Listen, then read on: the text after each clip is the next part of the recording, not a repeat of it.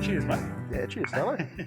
I'm here today with Greg Vinall, also known as Doc Lures. Now, Greg, you've made a real passion out of lure fishing and particularly teaching other people about lure fishing and how to make lures. How did that start? Well, I started out, Starlo, as a teenager that couldn't afford to buy lures. I used to go into the tackle shop after school and just envy all the lures that were on the tackle shop wall. And so I started making them because it was a necessity, really. I wanted to fish these things and couldn't afford them. So, yeah, since then I've just continued to do it and refine it. And I've got a science degree now, and I've used a lot of my scientific knowledge to refine the lures as well. And it's a lot of fun. And you obviously enjoy teaching other people how to make their own lures and to get that rewarding feeling as well. Yeah, well, I've been doing that for over a decade, about 15 years now, and I've got a few ebooks and courses that I've put together to help people with that. But I've got to tell you, there's nothing like catching a fish on a lure that you've made yourself. Fly ties, I've got some idea what that's like. You know, catching a fish on a lure, on a fly that you've tied is one thing, but a lure is just a little bit more difficult to make, a bit more complex. And there's a bit more work and love probably goes into a lure than a fly.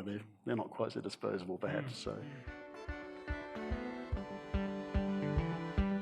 tell us a little bit about how your site works and the whole education program. Yeah. Well, I've got a few sites, but the main one, I've got a blog site where I put a lot of information. It's free of charge. You can go in there and find out lots of information about how to make lures. So I've got some free books and things like that, and even a free online course. It just takes you through the basics. But for those that want to go a little bit further, then I've got some ebooks that you can buy and download. They're a PDF, so once you've paid for them, they're on your computer, and you can print them out if you want to, or read them online. I try and make them so that you can take them away to the workshop with you, and I've got some printable templates as well, and amongst all of that stuff. But, right. And the other thing I've got is a 12-month course that you can sign up for that runs on a weekly basis, and it's all done online. It's on demand basically, so you don't have to do it every week. You can not do it for a month and then come back and do 6 lessons in a weekend or whatever. So yeah. You've been doing a really interesting thing for the last 6 months to a year, and that's interviewing a whole lot of lure fishermen.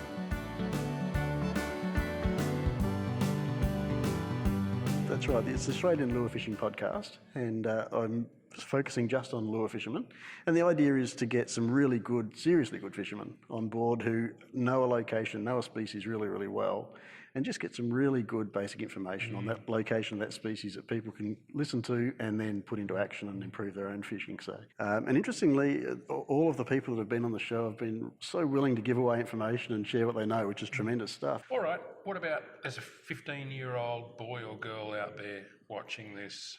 They love their fishing. They'd like to have a crack at making a lure. Yeah. Where do they start?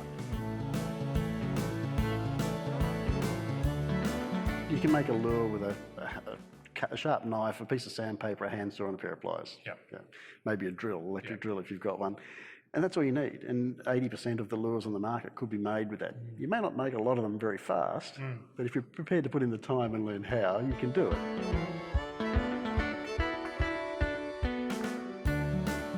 Yeah, and look, you see that all the time. I mean, I've had mates who they're absolutely convinced that a green lure is going to work, and I say to them, "Well, try a yellow one." No, it's not going to work. They tie the yellow lure on, they cast it out, and they're so uninterested, and they work that lure poorly, and they don't concentrate, and then they say, "See, it didn't work," and I'll tie a green one back on, and away they go, and they're focused again. Cast it much better, work it better, and they catch a fish. So yeah, confidence counts for a lot, but I guess if you're confident that your lure doesn't have to look good, and you're just starting out making lures, well, that's a pretty good thing. And what's the immediate future hold for you? You got any major projects coming up? You're going to continue the podcast series, obviously. Yeah, well, the podcast for me at the moment is probably taking up every ounce of spare time I have, and I'm loving every minute of it, so I'm keen to keep that going. But I'm obviously keen to work with you guys a bit more on Fishertopia as well, so and be a bit more consistent about contributing to the website. On board, mate. I'll drink to that. What do you think of the crankshaft? Mate, that is an awesome brew.